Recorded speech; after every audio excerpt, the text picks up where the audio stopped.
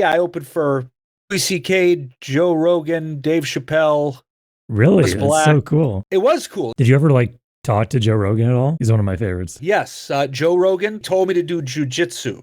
That's what he Of kept. course. Was he still talking about like DMT and, all that stuff? I don't remember that. He just kept saying to me, jujitsu, dude, I'd be doing it right now. He kept saying that. I want to do it now. That's how much I love it. Yep.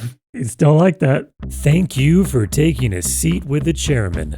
Welcome to Chairman of the Board. I bet the board is spelled B-O-R-E-D.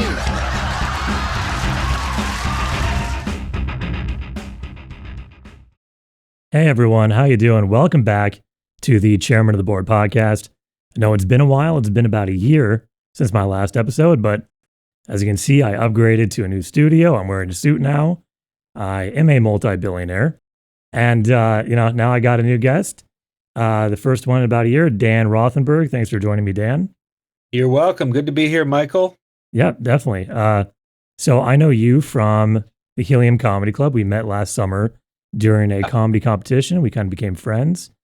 And, I thought it would be a great time to interview you because you're a very interesting person because you had the dynamic of being a stand-up comedian as well as a therapist, which most comics usually need. So I thought it was a very interesting kind of combination. And I wanted to just kind of dive into your background in comedy, how it got started, as well as, how you're using comedy in therapy. And if you can just give us a little bit of background on how you got started and all that stuff. Okay. How I got started as a comedian, we're dating back. This is, Michael, a time that it's spoken of in, it's undocumented. It was a time in the late 90s. There were no phones, everything was not videoed, and comedy was dead. So it's completely dead. We were up there. Our shirts were tucked in back then. Mm-hmm. And we were performing to whoever. This was in San Francisco. I moved there from Michigan. I'll back up to that for a second, actually. I graduated in 95 from college in Michigan. I moved up to San Francisco to take like a gap year. That would be the kids today. A gap year is before college. Our gap years were after college. I'm a Gen Xer. Mm-hmm. And so I was going to sort of go to San Francisco, live with my friends before I decided on maybe grad school. I was planning at that point to go into social work and or therapy. Oh, you were before you became a comedian? Okay. All right. So I always wanted to do comedy. You hear this from a lot of comedians. I listened to, when I was young, the tapes were, for me, was Let's Get Small with Steve Martin, Eddie Murphy Delirious, Eddie Murphy Comedian. I listened to those constantly. I did a couple of sets when I was in college.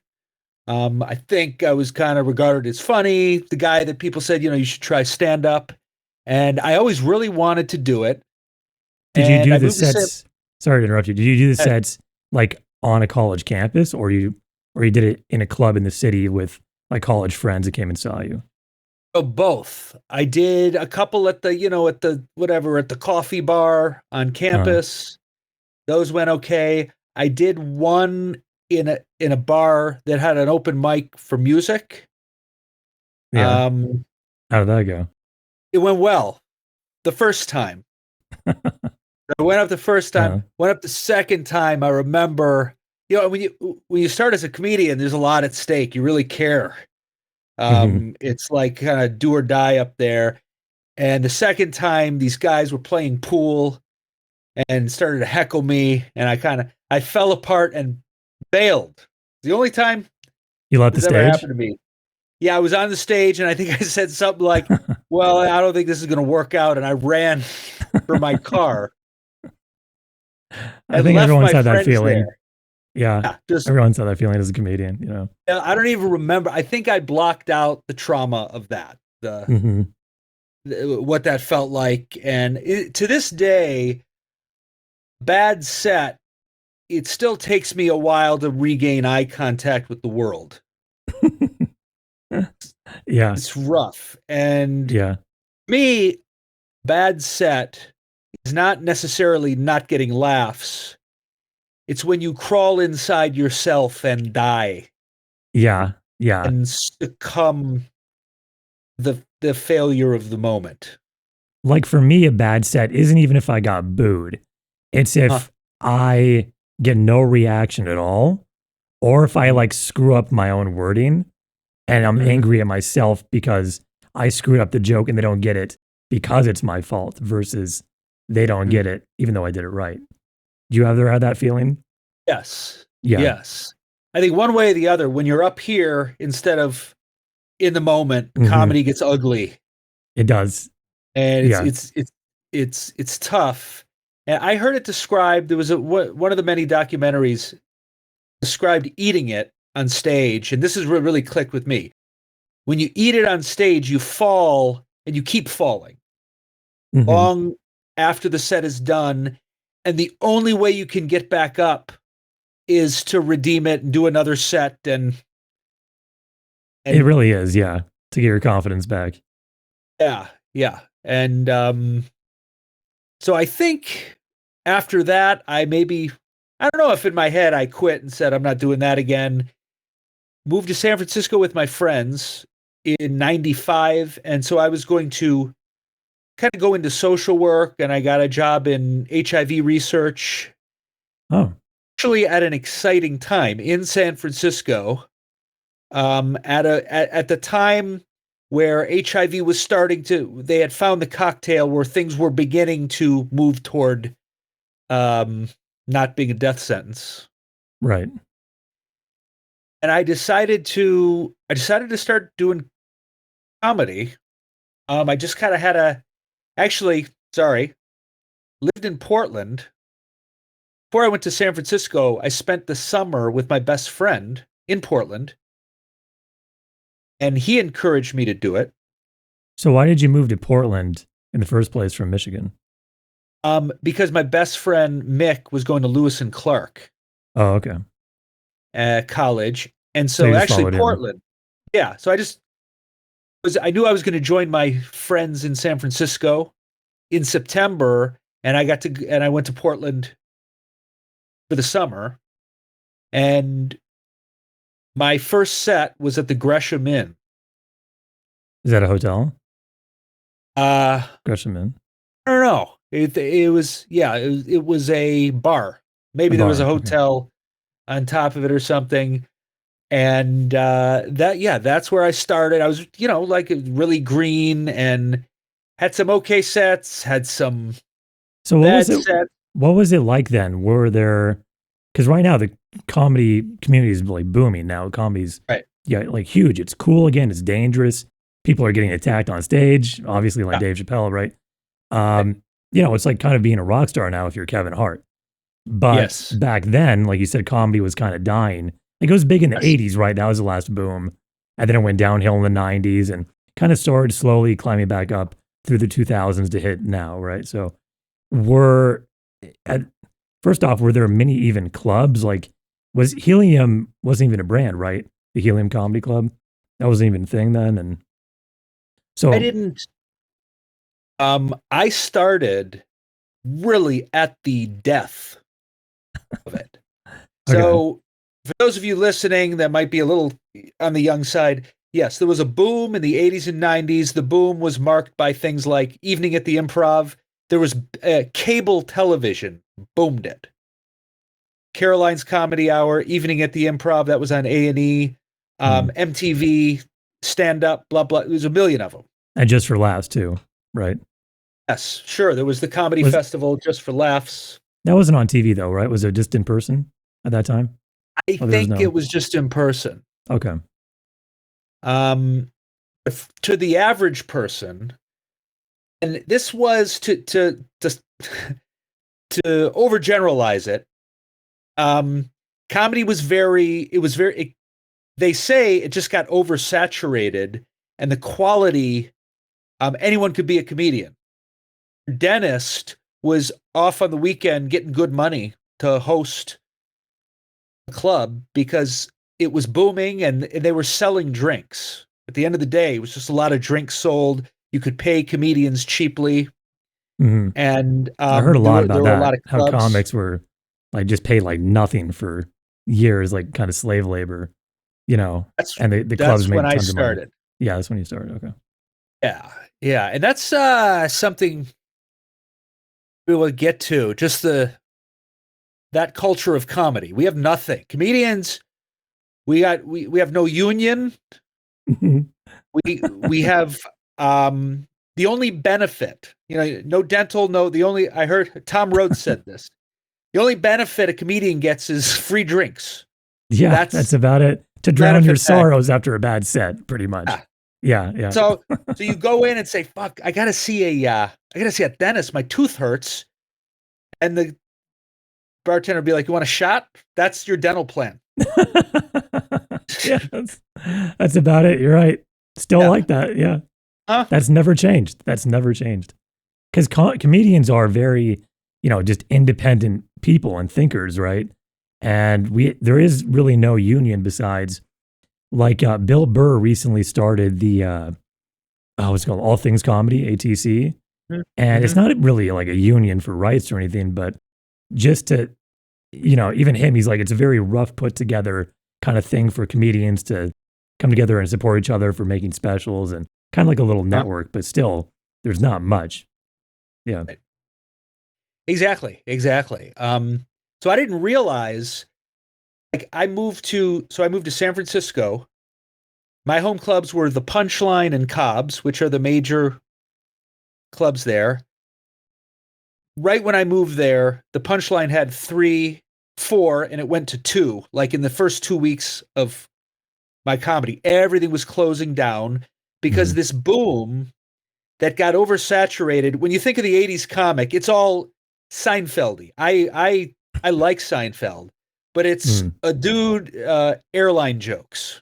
Right. All of the airline jokes,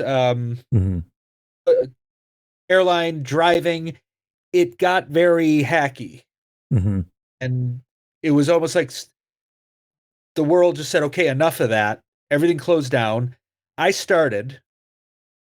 And so I actually started at a very specific, challenging time after the boom and before the internet.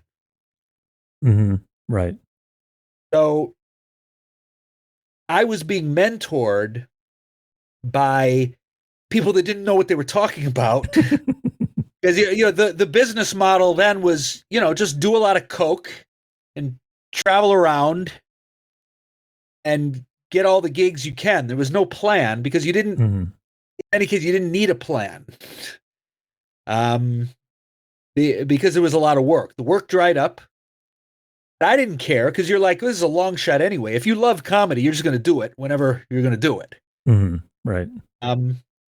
So I was in San Francisco at a time where it was still very competitive for very few slots, and there was not a lot of money to be made, and you were just trying to get on for free at the showcases and work your way, get weeks like we do at Helium. You want to get a week at the club. Right.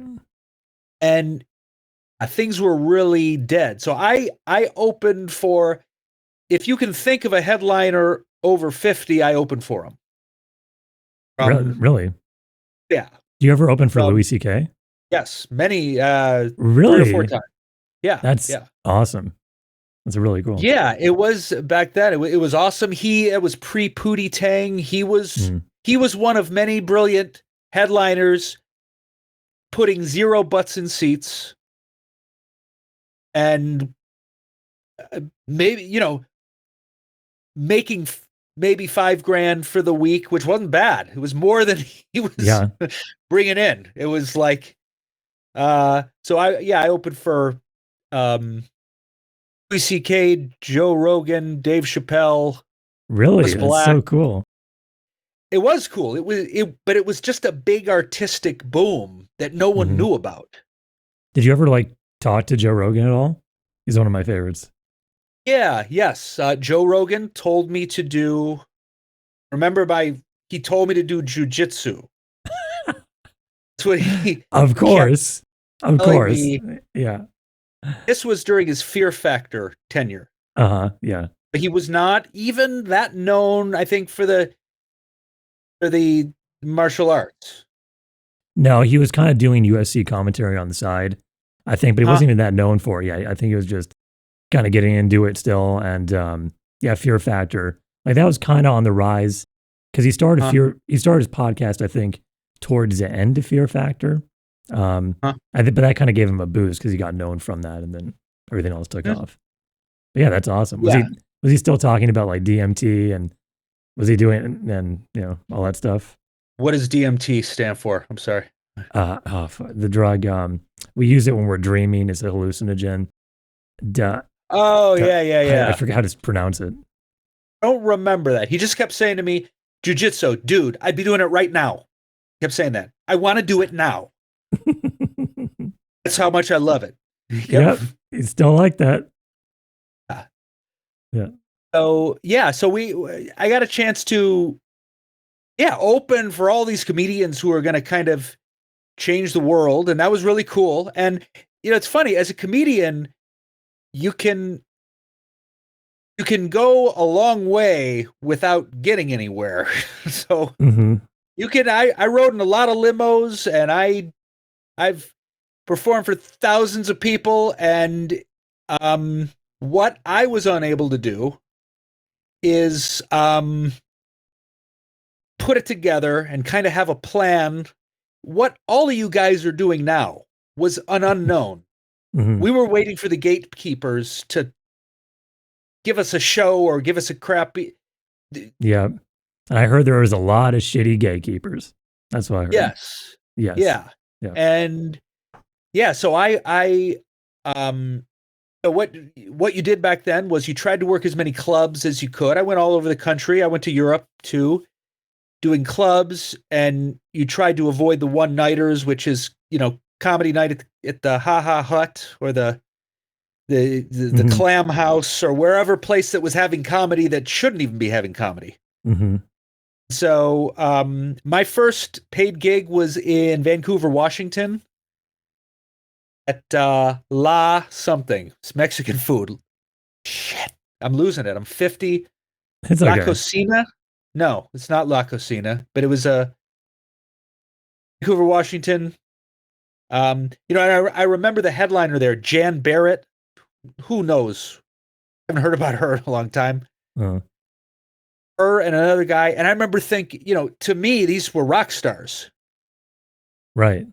When you begin, you're working with someone who can put together 20 minutes, and she got a free fried ice cream in the beginning. I'm like, man. Comedians, I find, are so happy just for these smallest rewards. We really, just because we're so used to not getting anything. And when we get something little, we're just like, oh, we're worthy of this, Yeah. Oh, there was so many gigs. My friend Tony from San Francisco, you go there, they feed you. So nice. You get a bowl of soup. And then you forget about the money because you're getting the simple little things. Yes. But then you're like, oh, I'm only getting paid this small amount of money, like the important part. Right. And the good comedian, so I had it great in San Francisco. That was, I'm 50, so I'm looking back on life in the midlife crisis, and I look back in my 20s in San Francisco. That was a golden era for me, to be kind of to be living in a town in the artistic community, getting the sets we could get. The open, for the most part, when you live somewhere, you're the locals open. Then you eventually feature. Back when I started, you opened. Then when you were featuring, it was time to go. It was time to go to LA, because now you don't want to lose out. You don't want to just be here forever. Right. And I mean, I don't know if you've heard of the openers were, when I started, were Arj Barker. I don't know if you heard of him. No. Sabrina Matthews, Vernon Chapman, who produced Louis' show.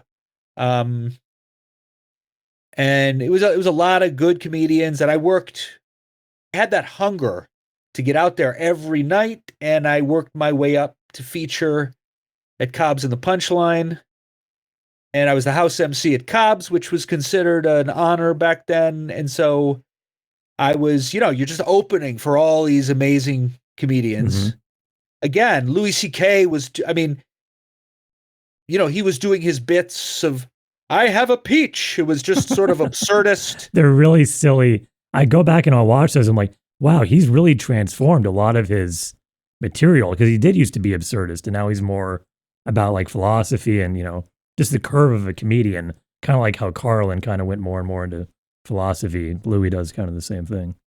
Yeah. And I even remember what I think few comedians do, and some that are coming to mind. Louis C.K. certainly did this. Do you know who? I remember seeing Greg Behrendt do this. When comedians go from good to great, Mhm. is When it just clicks. kind of amazing, Right. because most people don't. Yeah. Where you have a person who's already known being a great comedian, and it's something just pow. Right. Right. Like I find that a lot of comedians, they're good at telling jokes and weaving jokes into stories, but I think that when you can make a person go home with, in comedy, I think if you're doing a good job, if they remember the laughter, right?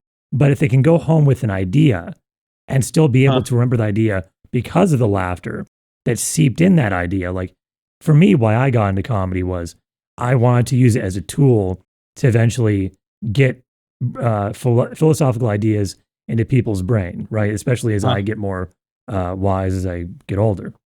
And because as you know, in therapy, I'm sure that comedy lowers people's defenses. And then once you do that, you can get all these other new ideas and experiences into their brain and possibilities. So personally, that's why it always attracted me. Yeah, definitely. And I was attracted to doing autobiographical stuff and talking about my mom and talking about, the more it was close to me and you could get a big laugh. I mean, it's a little cliche, but the more it validated me and made me feel like I was doing something meaningful. Right. Same here. And then I went to LA and I got some breaks and I did okay, but I wasn't as good at playing the game and I got kind of burnt out and I never did what I was told, which I should have, by people who were successful in San Francisco, who I brought up, Al Madrigal, for instance, W. Kamau Bell. What was their advice to you? Overall, go to the Improv and hang out when you're not performing and be a part of the community. And do you not feel comfortable around like all other comedians? Was it too much, or why did you not want to? Because somehow my self-esteem got to me. I felt like I didn't belong and they don't know me anyway. And somehow the hunger I had in San Francisco to show up didn't quite follow me to LA. And I just, I kind of had a crisis of confidence, stand-up wise. I feel that too sometimes, just not, not sure if my style fits in with other people. And I don't know, like, did you have a feeling of you don't want to bug other people? Like if they like you, they'll come to you and you don't want to push yourself onto others. At least that's how I kind of feel. So I'm getting better at it, because I'm realizing that not everyone's like mean, I've dealt with like a lot of mean people in my life. Right. So I'm trying to realize, there's good people out there and they're not, they're actually welcoming to new experiences and new people, Definitely. There are very cool people out there who will want to embrace you and won't be threatened by you and want to see you do well. It sort of takes the putting yourself out there.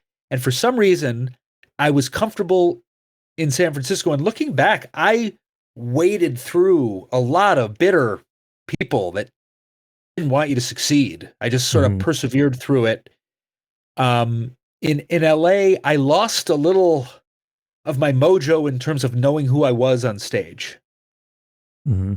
It was something, and that can happen to, I don't know if it officially happened to me, but comedians can kind of lose it. Yeah, a lot of comedians lose it. Yeah, you just kind of lose it. Yeah.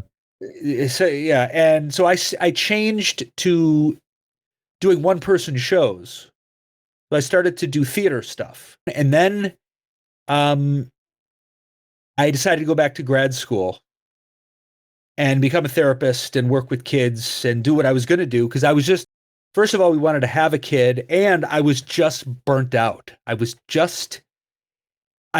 My big problem, and I'm hoping now that this is the end of this problem, the big problem in life is momentum, one thing leading to another. I've done really awesome things, and then it's over. Right. It's hard to keep it going. Yeah. Yeah.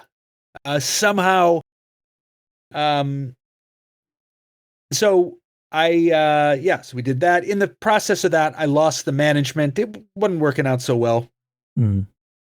In the meantime, I got to do Live at Gotham on Comedy Central. That was one of the little stand-up shows. And I was just like, you know what? I want to go back, have a normal life. I want an income, and Mm-hmm. I was really done. A little more security, right? Yeah. Yeah.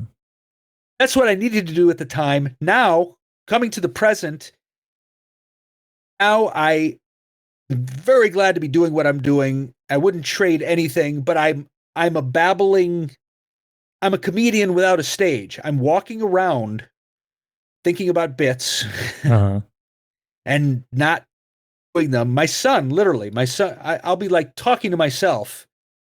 My 12-year-old son will be like, comedy? I'm like, yeah. Like, once you're a comedian, it doesn't ever really leave you once you can form your thoughts into bits, right? Mm-hmm. You know, I'm the same way. I'm always writing stuff down no matter what. Even if I won't use it, I know it'll like at least lead me to another thing. Or sometimes it works both ways too. I'll write down something funny and it'll lead me to something meaningful. And I'll write like a whole essay piece about that. Or I'll write something meaningful and then I'll see the comedy in that. And then I'll write some jokes about it or a bit about it.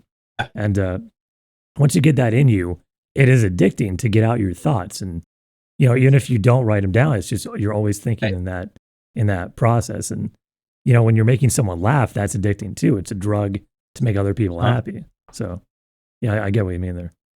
It is. So how long, I want to ask you, how long did you practice and be in comedy and then start therapy for? Like, what's the comparison years wise? I did comedy for 15 years. Okay. And then I did, which was not easy, just decided to just 180 it, just back to school. Right. And, you know, I look back and go, wow, that was it was an undertaking. It's one thing to shift laterally. It is really like the metaphor I think of to just change your life. Yeah. Is you're going 100 miles an hour this way, and now you want to change. You want to cut the wheel this way, but you're still moving. You're still. Mm-hmm. And were you telling jokes and doing bits like in grad school, like in therapy class? Like, were you always still getting that energy out there? No, I was doing. Still in that train of thought. Yeah, I was doing. When I look back, I've always done it, and I always kind of have to do it on some level. So at grad school, I was doing. They had the lunch and learn. I turned it into the lunch and laugh. Did impressions of the professors. Did jokes about being in social work school. Mm-hmm. Went back and did them after. I have done all the stage time I can always. The thing that limits my stage time now is that, again, I'm not willing to go out away from my wife and kid and kind of hang and just the time. It really takes a lot of time. Which is understandable. You know, I think yeah, so. when you have a family, it's understandable. Yeah. Yeah. But yeah, so I'm a comedian at heart. So for instance, this is my beautiful office here where I see clients, and I have a private practice. I work with teenagers and young adults. I could be just happy with this, but instead I'm transitioning into therapist and life coach and podcaster because I want to do what you're doing. I want something that gets that momentum and gets me funny. Right. Has me talking like this. This is all I want to do with life. And I found that when you're doing podcasting, a lot of the stuff that subjects that come up, like when I'm editing my shows and stuff and going back through it, like I end up doing bits on the podcast just through conversation. Like, oh, I just wrote a bunch of stuff already for stage, and you're doing two things at once, because you know how people will say they write on stage. Now you can write on podcasts essentially, which is super helpful as well. So talking about momentum, it keeps all those things flowing together idea wise, Yeah. So it is helpful to do both. Yeah. Yeah. So I need an outlet, and so that's why I've got, What Did I Say is my parenting podcast. And, it's funny. As you know, it just got released. Yes. And I mean, I think I've been working on it maybe for a year. I'm not sure. It's been a while. People don't know this. It takes a while to set up and start and launch a podcast. There is a lot to it. Yeah. It's a lot of work. And it's interesting how in that time, I feel like I've gotten better at it. And my relationship with an audience that didn't exist has gotten better. Because you got to I made 6 episodes before it was launched. Right. Right. And so I just want to see it through. I feel like I'm finally see this all the way through and do a lot of episodes, and I'm excited. For instance, I've done 2 with comedians. And just to specify, so this podcast the focus is not just parenting, but connecting with your teenagers and young adults, which is really challenging. Yes. And I've noticed as a therapist and now life coach, with teenagers and young adults, I have to say I've taken an interest in working with parents, and most of them don't want to hear it. I bet. I know some parents that are definitely like that. And really, what percentage of your clients have a hard time taking responsibility for actually being a parent? Just out of curiosity. Like they don't necessarily, I've had some personal experiences with this talking to people around me, let's say, and some admit that like, yeah, I wasn't really ready to be a parent. And that's why I left my son or daughter, because I couldn't handle the responsibility. And now that they're older, they feel that they've changed a little and kind of regret it, but they understand that now they're a different person. Do you think some parents just aren't ready to be parents, and that the teenagers kind of suffer because of that and develop issues, and it's a cycle? And Sure. Yeah. I mean, that can definitely happen. And I would say the majority of what I notice is probably 80% of the parents I either work with directly or maybe my clients have parents, as we all do, is I think we tend to view parenting as a situation rather than something that you do that takes a little planning, that takes a little strategy, that requires our own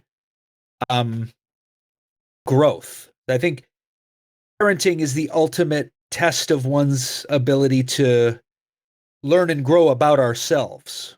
Mm-hmm. What often happens is we take what we got from our parents and we bring it to our kid. Right.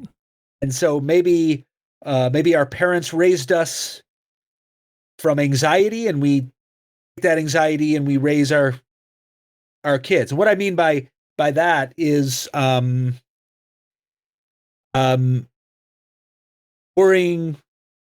worry about my kid, having good grades, right? Mm-hmm.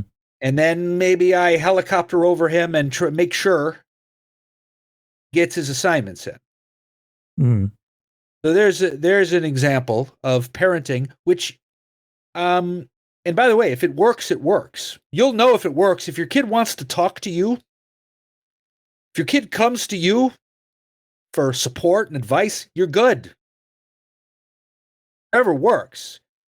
Now, often what happens is kids push their parents away and they feel like they're over lectured and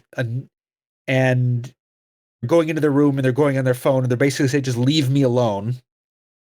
Mm-hmm. And a lot of times that's coming from a place of well-intentioned but kind of controlling, anxious parenting, Mm-hmm. which we don't always recognize is because we see it. That seems reasonable, right? You got to get good grades to be successful. I'm going to get on your ass.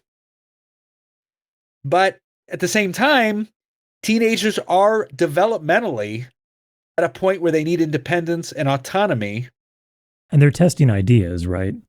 Like they're testing the limits of what they can get away with and just poking and prodding at, I'm going to try this, I'm going to try that. And that goes through, pretty much your 20s, right? Like from teenager to 20s, like you're just trying new things in life to see what you like to start, establishing routines and patterns. And I've seen that a lot of parents try and control their children and put them in a box. And that's like, I think the worst thing you can do to a child, instead of being like, okay, try this, make mistakes, learn from it, see what you like, and keep trying to grow as a person. And I feel that a lot of parents, they chose to stop growing as a person at a certain age, and they try and stop their child from doing that, which is, I think, the complete wrong thing to do. Yeah. Absolutely. You're absolutely right. And that comes in, so a good example of that is, for instance, let's take my parents, for instance, who good parents, because the definition of a good parent, by the way, is someone who's around and trying. Mm-hmm. It's important to keep that in mind. If you're there, you're a good parent. The rest is just trying to do the best you can. That being said, my parents are very middle-class professionals. My dad taught at a community college. My mom taught at a school, public school, right? Very much job people. Get a job, get some security, and that's it. Mm-hmm. Somehow, I don't know how I got it into my head, I became a alcoholic, comedian, entrepreneur, totally bored with the idea job. Mm-hmm. I'm just I just can't do it, right? Right. Well, a lot of free thinkers can't, that's just not the way you're made. Like a comedian, right? Do you think is just a different breed of person that goes against the grain always and does not like to be controlled. And then they act out erratically until they get the freedom they want, right? Yeah. Yeah. Yes. Absolutely. It's like I could so not to no fault of their own, it was hard. It's been hard in my adulthood for them to parent certain aspects of me because they don't know what I'm doing. Mm-hmm. They think I'm crazy. They think I'm setting myself up for failure. They think, and so at times, their efforts to parent me has been received by me as controlling and product of their anxiety. Mm-hmm. And so my podcast is, and this is I think the greatest thing a parent can do is just have an awareness of this. Just try to have an awareness. Your kid is a different individual than you and might do it differently than you. And let them come to you with problems instead of telling them they're going to have problems. Right. Let them live their life and report back to you. Then they might talk to you, as opposed to remind them, well, I don't know, you can do what you want, but that's not a really good idea. That's hard. That's this. Steve Martin, many my heroes have said, my greatest strength at the time was naivete. I didn't know I couldn't do it. I did it. And we never want to squash that out of kids. The willingness to try. Yes. Right? Yes, absolutely. And that's so my podcast is for parents that are kind of on that wavelength, that maybe we're going to use Parent View and look at our kids' grades. We're going to try not to. Mm-hmm. You know what I mean? Right. Let's try not to. Let's back up. Let's let them develop and be there for them instead of just being there with them. Which, if you notice, is a little bit what the norm of parenting is. To me, when my kid is 17, I hope I don't know of every assignment he has to turn in. Right. Yeah. Well, when you say it's good to establish a certain sense of, like just responsibility of core values so that you actually don't have to check in on them because there's a trust there of they have now their best interest at heart. So they're going to do the things that they value. And if they value going into a career in a certain field, they'll work hard at those certain things in science or math or whatever it is. Or they're taking a lot of drama classes because they like the arts or comedy or whatever it is, right? If you just establish that early in a certain pattern of just a willingness to achieve your goals, they'll do it on their own and you don't have to baby them, right? Like back in the old days, kids would work for their parents in stores and stuff and this core value of a work ethic.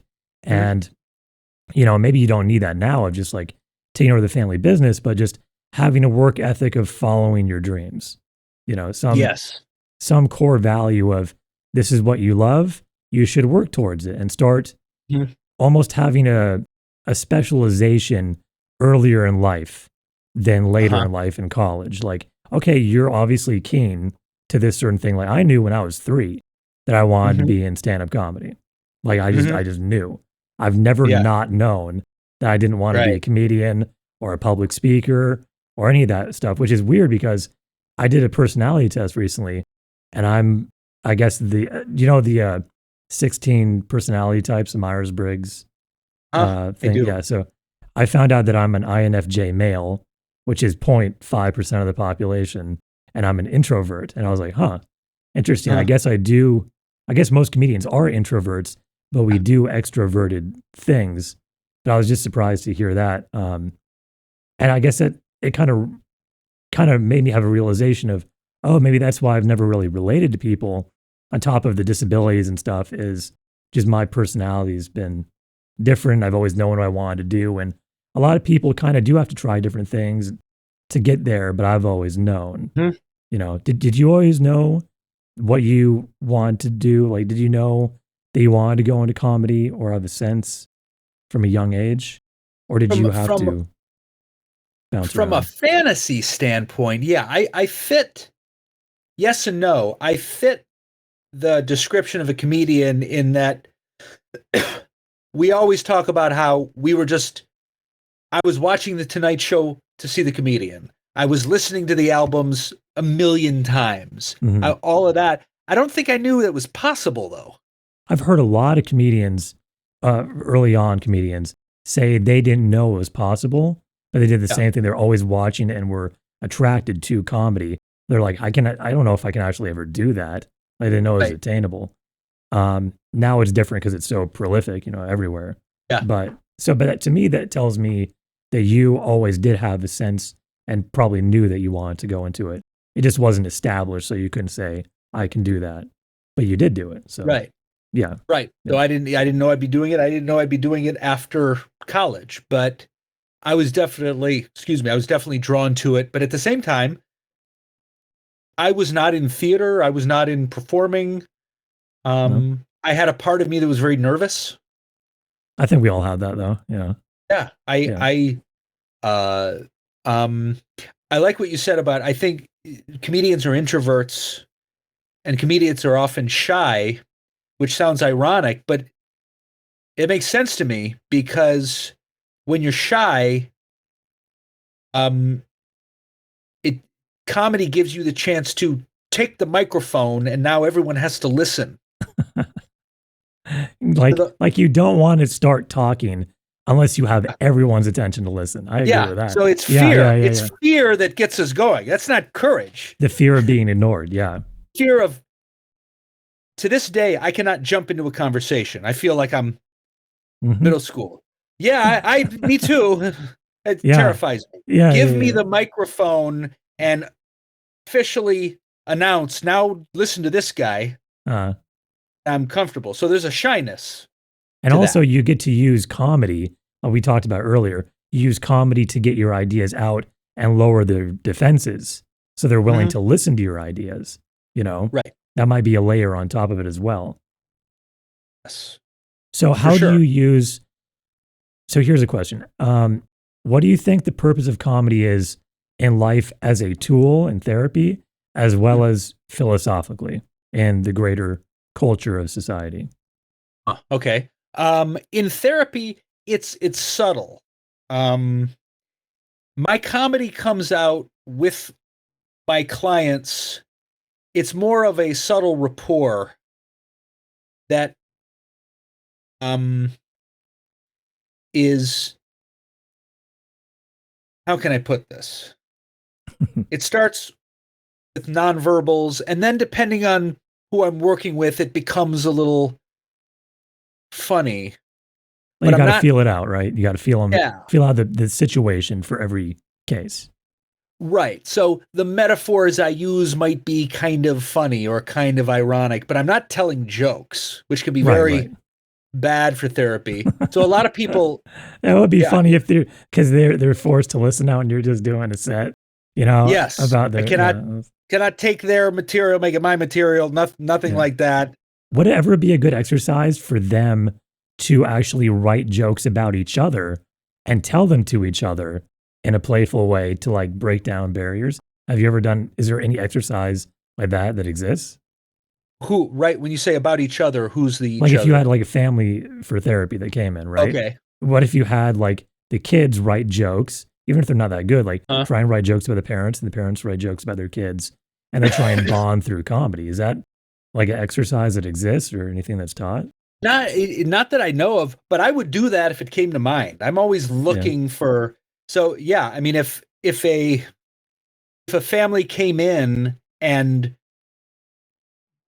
part of their culture, their communication was to tell jokes, or they did comedy, that would, whatever loosens things up and takes things from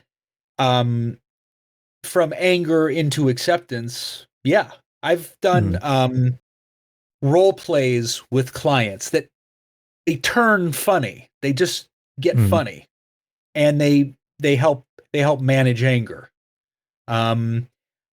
Philosophically, humor is psychological flexibility. Even beyond getting a laugh, if I'm taking something humorously, I am flexible, right? Mm-hmm. So let's say you bring me a situation that is difficult, right? One of the most difficult things in life is to adjust, right? To get difficult news. And I might not be telling a joke, but there's just a certain sensibility of, to put it into words, like, okay. Like to set you at ease in a new tense situation, to like have a new normal to ease you into a new normal, right? Yes. People that carry humor around tend to be flexible, as opposed to, think about humorless. Humorless people Miserable. Yeah. are miserable. Yeah. That's what that is. And that's another thing. Maybe it's a little bit of a change of a subject that I try to put forward when in my podcast and when it comes to parenting is there's nothing, in my opinion, there's no greater accomplishment a child could have than the ability to adjust and the ability to bounce back, psychological flexibility, the ability to have Resilience. mature. What's that? Resilience. Yes. And to me, that is worth more than having a 4-point zillion grade point average and going to, whatever, into Harvard and this and that, and going at all full speed ahead, hitting a wall, pressure. And I'm not knocking excellence, not at the expense of being able to adjust, because our resiliency is going down. Yeah, I would agree with that. Kids are getting more anxious. Kids are getting more black and white thinking. Kids are getting more. Well, there's more voids of avoidance, right? I guess that's avoid. The word void in avoidance is you delve deep into a void to drown out what is really meaningful to you. I always talk about how I feel my generation. For those of you who don't know, who are new to the podcast, I'm 24.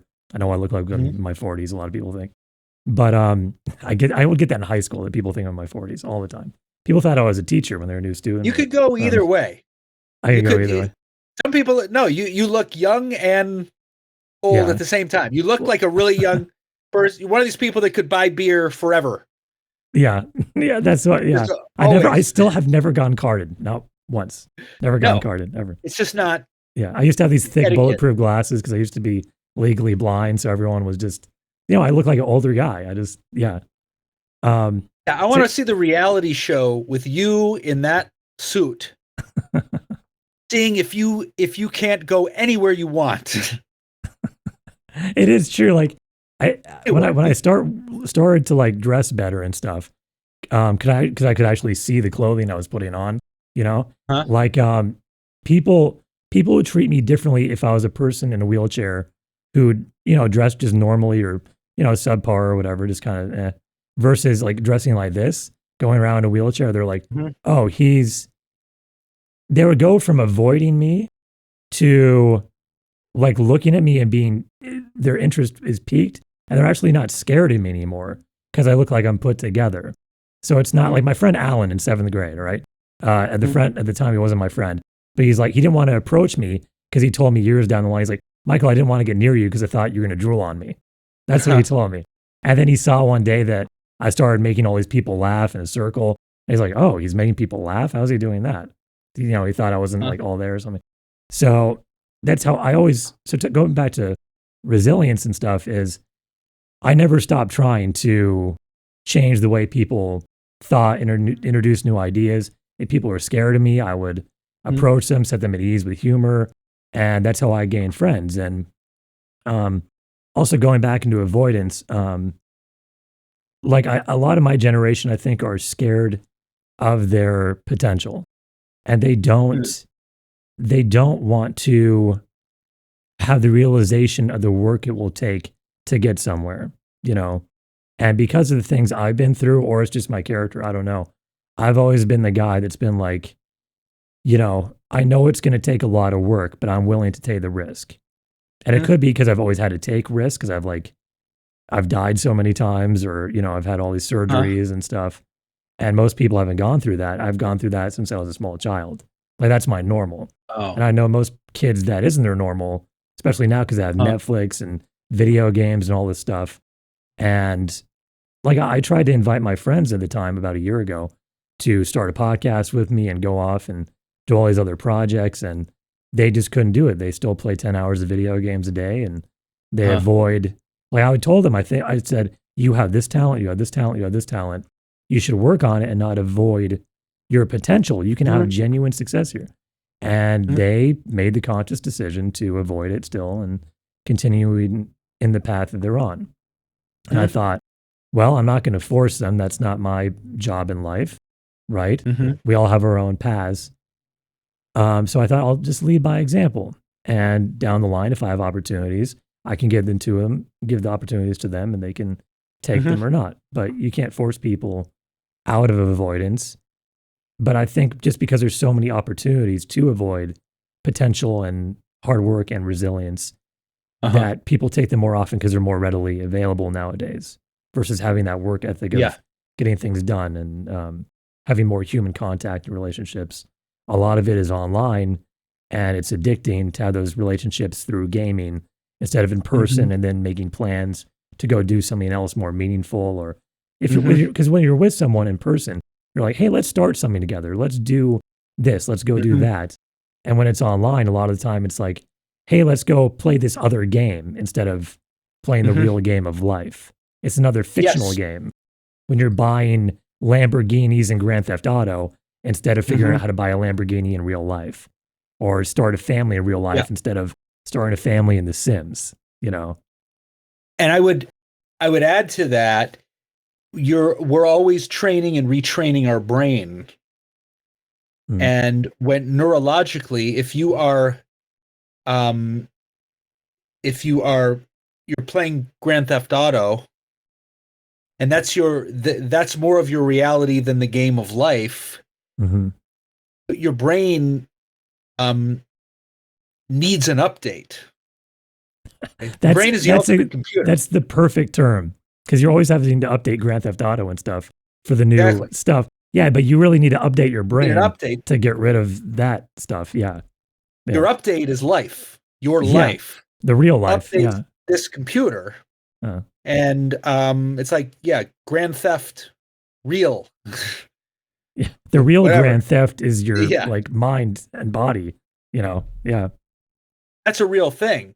So, and that's why, it's funny, in terms of mental health, a lot of why does something work or not? Does something work for you or not?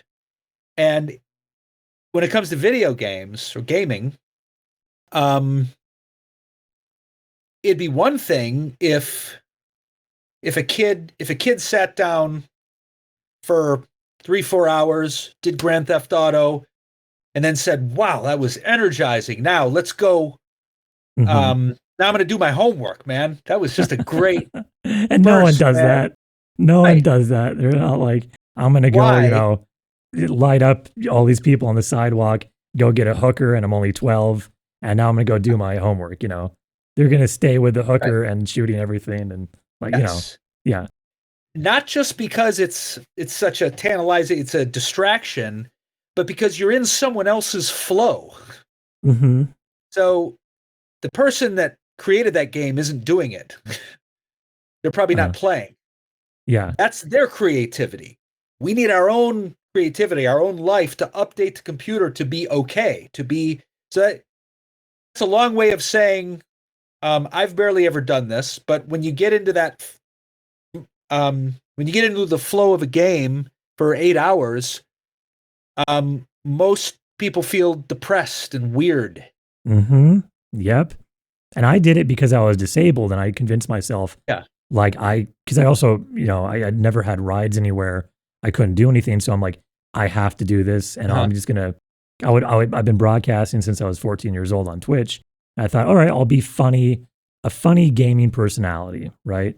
So I would just practice that. And also I was really good at the game. So I'm like, maybe I can build a little gaming career here. Cause I really don't know how I did it.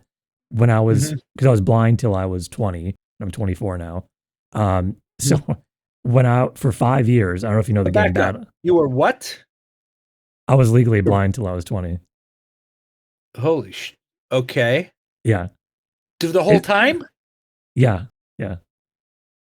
I've had, so let's see. So 2 open heart surgeries, 3 spine surgeries, recently in 2018, 8 eye surgeries. Then I had another heart surgery. And now I might have more eye surgeries here in January. I'll see. But yeah. So I used to be Wow. completely blind. Now For 20 years? for 20 years, yeah. And when I was a blind kid, I was the best player and founded the #1 platoon in the world for Battlefield 4, which is a more realistic version of Call of Duty. And I don't know how I did it, but for By 5, sound? I said, well, my friends, I had what's called, I was legally blind, not like all pitch black blind. So I could see like blurry shapes and rough Uh-huh. things, so I could see some things. I'd sit, no joke, 1 inch away from the TV, 1 inch away. And, my friends would make fun of me or whatever. But the thing is, I would always be #1. They're like, how the fuck are you doing this? Like, I just like developed these senses of how to detect patterns and what to do. And yeah, so I was one of the best in the world. So I've climbed that mountain. And when you're on the top, it's boring. It's like, this isn't real. I never really wanted to do it. It was just something that I had to do. And I was like, I never understood why so many people my age chose to stay inside and play games all day. Because if I could walk and if I could see, I didn't have these disabilities, I'd be out in the world trying to do things. And it was so weird to me, especially as I got older, like when I was in my later teens and 20, that the people around me were choosing to spend, 10, 11, 12 hours a day inside and just play games. And they had no other ambitions. And I'm like, a little over a year ago, I was like, I have to consciously choose to not put myself in this situation anymore because I've outgrown it and it's crushing me to stay here. And even if it kills me, I'm not going to sit here anymore and be in a virtual fake world. There's no future here. So I stopped. I stopped all my That's an video amazing games. story, Michael. And so, yeah, so you learn the value of the real life. Yeah, I did learn the value of real life and to put down the game, build your own life. And down the line, if I want to play some games for an hour or two with my kids in the future or something, there's a time and place for it, but not every day for 10 hours. Like when you hit 20 at least, you need to have a hard realization of time to get things done, not time to pretend. Like make believe time is over. Time to get things going. And if you're for anyone listening out there who is, in my age range, if your friends are still like, hey, let's game tonight and play Call of Duty for, till 5 a.m, you have to tell yourself like, either I'm going to pick having a real life, right? And I have to cut off some friends or not even cut them off, just tell them I'm doing this. They can follow you or not. You need to do that if you want a real life. Otherwise, you're headed nowhere. It's just the truth. Everyone has to have that realization. And it's hard to get out of that void of avoidance because it's so easy to stay trapped in it when your whole life and friend group and everyone is doing it. And I didn't want to cut off my friends. And I didn't. I said, my phone is always open. You can call me anytime. Let's do something, And no one ever called me, not once. Wow. Except my friend Ryan, who's my co-host on my other podcast, the comedy one. But no one ever called me. And I was like, huh. So I learned that there's different kinds of friendships. There's situational friendships and there's friendships you find within, like, we're kind of, I would say we're friends, right? We found each other through comedy. So like more of a work kind of thing and interest-based relationships. And so I'm learning all these things as I'm growing up. And they're hard realizations and hard choices to make. But I wrote an essay recently about if you love something in your future, that it's not really a choice. It's already within you and you need to just follow it. It's not a choice. Choices for things we don't love. That's the way I put it. Very nice. You're reminding me again. I'm going into life coaching with teens and young adults, and that's the general model: is to follow your values, to identify your values, and move towards them. Values being something we'll never completely attain. You don't attain integrity completely, or in my case, it would be creativity. I must go in that direction, or there's no point. It doesn't mean, Mom, if you're listening, it doesn't mean I'm not going to make a living, okay, and get a job. It's important too, but in order to make it all worth it, I need to be expressing myself. And those are my values. And so one of the kind of models I use with the young people I work with is once you know where your values are and the understanding that it's hard to live your values. It's not easy. And it's hard for people to find them too. A lot of people don't know where their values are, and they never got a moral scaffolding from their parents or never built it up for themselves or had to, right? Yeah. Because we grew up with all the distractions and you didn't have to. Everything's been easy and, and everything's been, plushed. There's no hard edges in life anymore. There's no, everything's just all cushioned for people, for most people. There's still a lot of people that have very hard lives in childhoods, right? Of course. But I'm saying for a lot of kids nowadays, everything's easy and you don't have to develop any mental scaffolding of principle.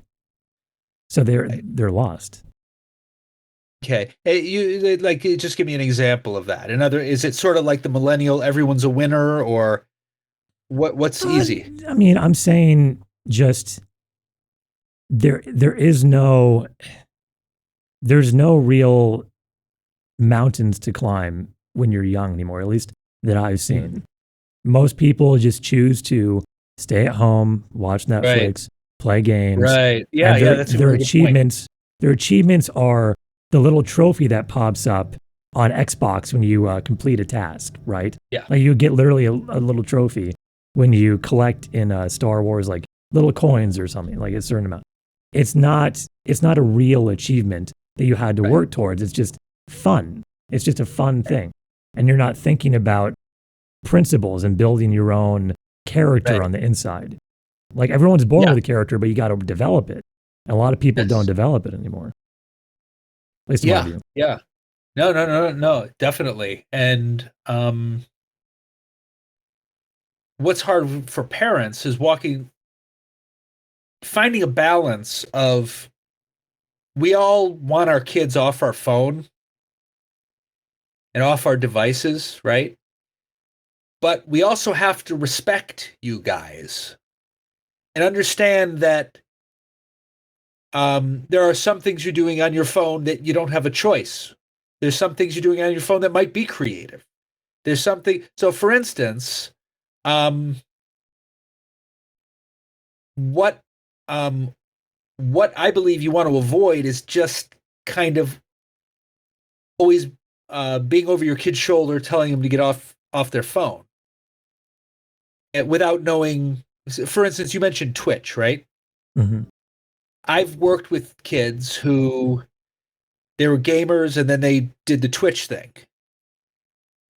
Now, while again, like you said, you want to encourage your child to live life. Twitch is different than just gaming. It does take work. And, I mean, yeah, I built up a good following on there over time, and I love the interaction with people and stuff like that. But there just isn't, at least for me, I didn't really see a future in it because, like for YouTube, there's an algorithm that helps you, new people find you and you can develop a presence at least. But on Twitch, there really wasn't that. And also, like you said, you're playing someone else's creation and art. Right. You're not making your own. On YouTube, you're actually having to make and put stuff out there. Versus on Twitch, it's all gaming. It's already made, and you're the one just playing it. Okay, and isn't Twitch the thing where you're playing and commenting and? Yeah, you're broadcasting yourself playing video games. So at least there's something. The point is, as parents, a part of what we have to know is we need to know enough of the difference that we can give some respect and give some support. And I think when we just judge the whole thing, and again, we're anxious. I see you on your phone. It annoys me. Get off the phone. And you could be talking to your friend, right? Right. You could be in the middle of something. And there are bonding experiences. I agree with you. There are, like, I've had a lot of bonding experiences over the internet, and it is just a different time where that stuff exists. But it is addicting to people when you get to that 10-hour mark of gaming. Oh, yeah. It's just, definitely. So I'm talking more of the extremes. And I think the extremes have been normalized. I think that's what I'm trying to say. Yes. And yeah, it's like we're definitely in agreement. it just comes down to when you're parenting, how do I communicate this without pushing my kid away, without making my kid feel bad because they're just sitting around on their screen. And I think a good rule of thumb is try to figure out as a parent, why am I making this rule? Right? Mm-hmm. What's the core value I'm coming from? And a core value is, it's not just that get off that screen, it's just bad. Why is it bad? And if you can explain that to your kid, they will take it in more. So that's one thing I always noticed when I was a kid. I was the kid that always asked why. And when my mom would tell me, because I said so, I'm like, what are you talking about? Because I said so.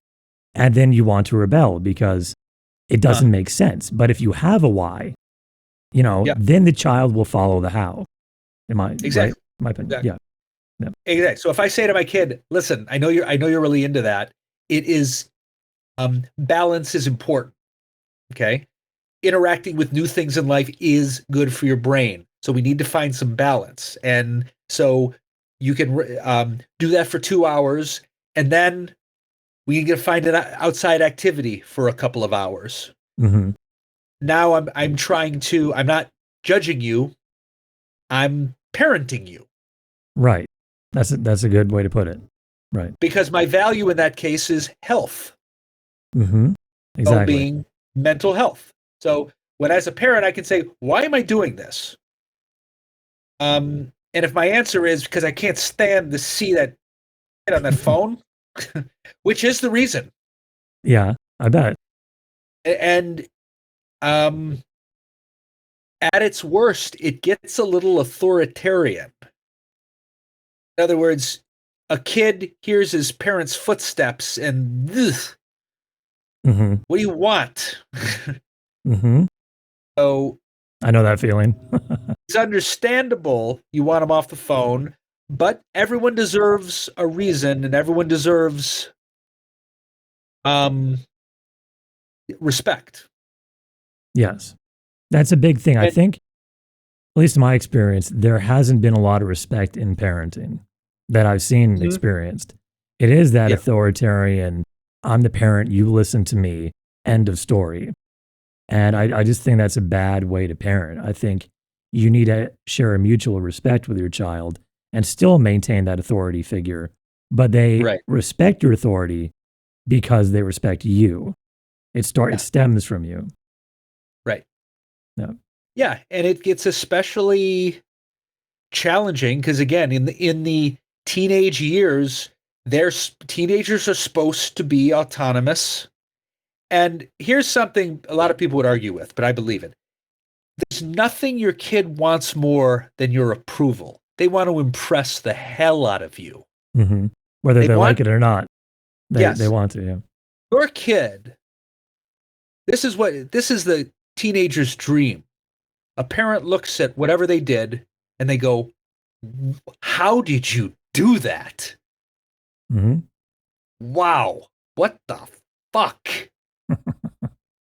Damn. Exactly. Yeah. Every kid. But here's the problem. If we're always lecturing them, they can't achieve that because now all they can do is what you told them to do. Mm-hmm. And that works when you're 10. I did it. Mommy, I did it. But now we don't want mommy, I did it. We want mommy, check that shit out. Check that. Because we're growing up, man. Yeah, they're starting the process of creation. Validation and you need to nurture that. For us, not controlled by you. And so that's why I hear over and over again, I've heard this countless times. I was about to do my homework. Then my mom told me to do it, and I was like, F it. Definitely. Because you stole my thunder. You stole my mojo. You stole my motivation. Now, what's the best I can do is what you told me to do. You're turning kind of Italian gangster in what I told you to do. I know. That's me. Yeah. I'm a 50-year-old male, white male. So there's a conglomeration of movies. of crime and gangster movies that I Yeah. aspire to. A lot But of yeah, Goodfellas. yeah. All right. Well, what I think we've been going. How long have we been going here? Been going a while. It's been a It's been a while, good yeah, it's been conversation. fun. I have all these other questions I didn't even get to, but let's see if there's like one more. Yeah, let me ask you about like what's one piece of wisdom that you learned that transformed your life, and one piece of wisdom that you can now share from your life that would transform someone else's. Okay, the first one piece of wisdom. That someone gave you as advice that Hmm. transformed your life, and one piece of advice that now you can give to someone else that would transform theirs, that you learned separately. Okay. Did I word that? Yeah. Okay. Okay, I'll Okay. take a piece of the one. There's been a lot of wisdom I've got. The one that pops into my head is podcast I did with Greg Barron that you heard. Mhm. When he's talking about his career. Greg Barron is my friend. He's a comedian, and he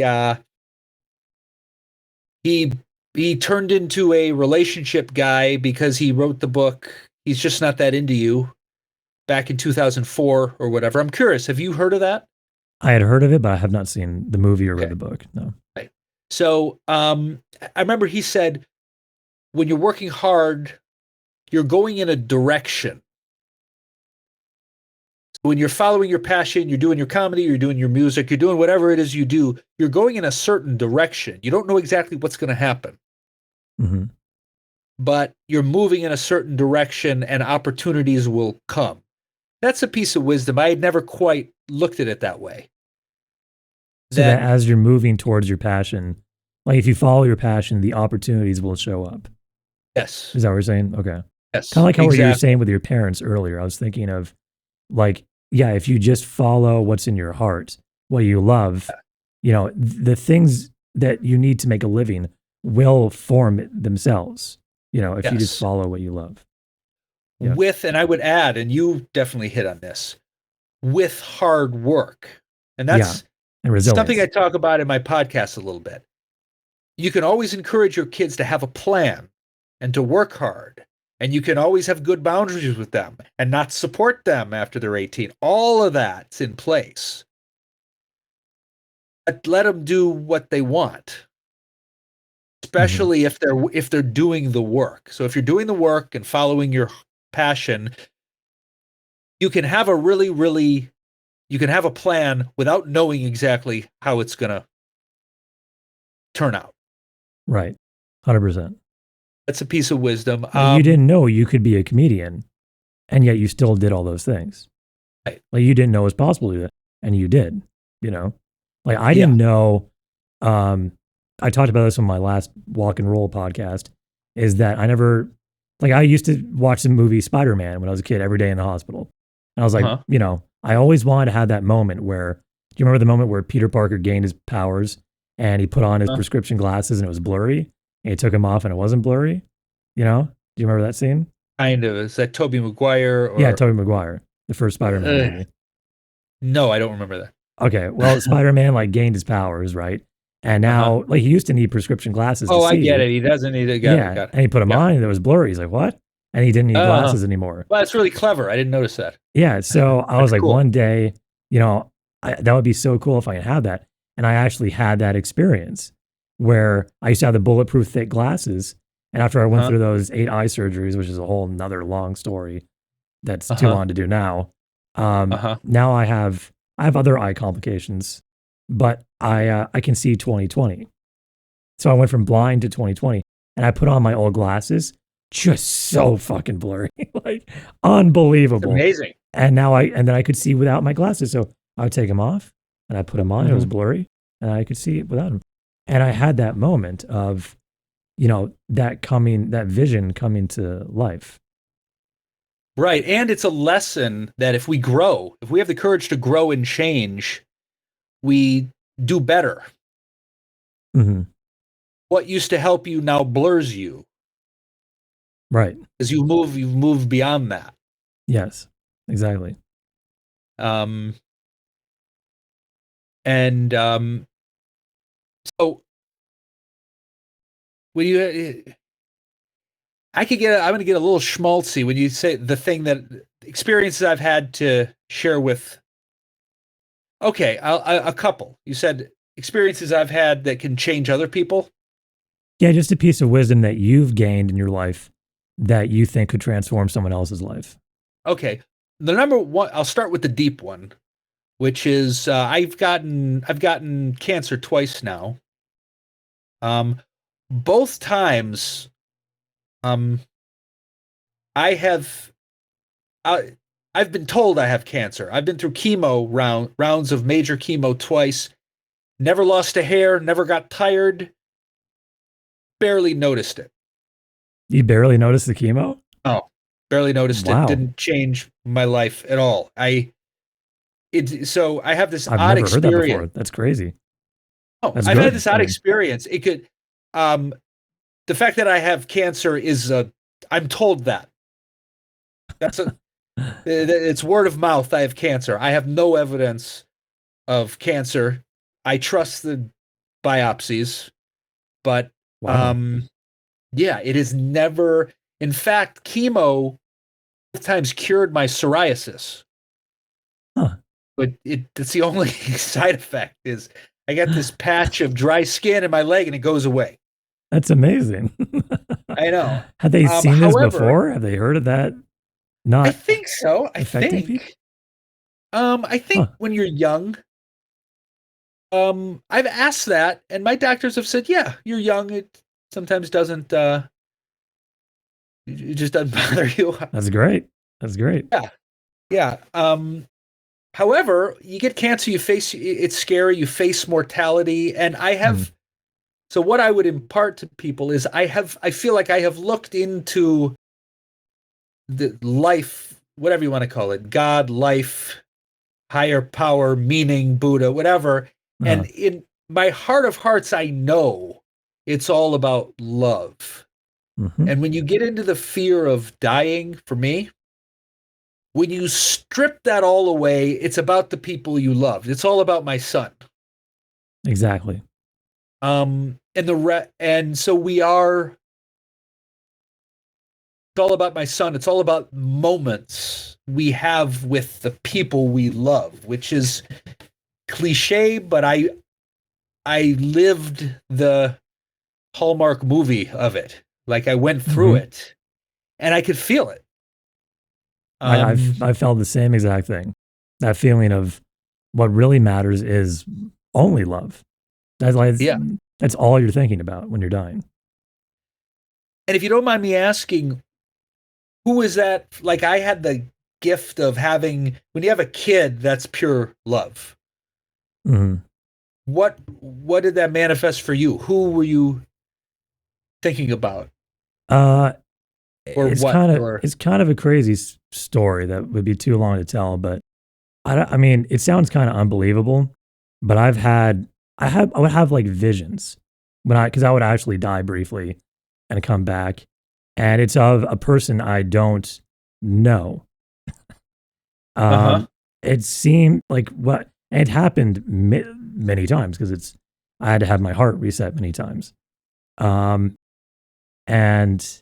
yeah, I found them on the internet, kind of like who I've seen, and I felt like I saw something in my future, which sounds obviously how it sounds, but it's happened to me multiple times, and I don't deny it anymore.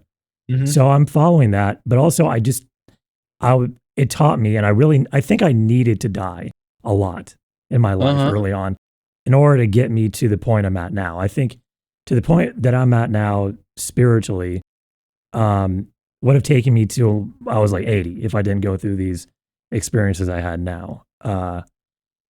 Now I genuinely feel like a field of love around me. And I never felt that before. I always felt kind of unworthy and just separate. Sometimes almost I looked at myself like a monster because a lot of people treated me like that. And I never really let it bother me, but it was in my subconscious.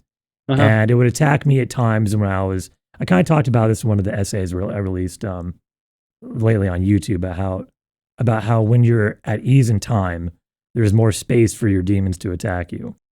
And when I was at rest and I thought I was okay, my subconscious would like attack me with all these bad thoughts, and a lot of it would come out. And the more I died and worked through those demons, the more I became my authentic self. And my authentic self is really that I just want to love everyone of all races, religions, ethnicities, just people around me, even people that don't like me.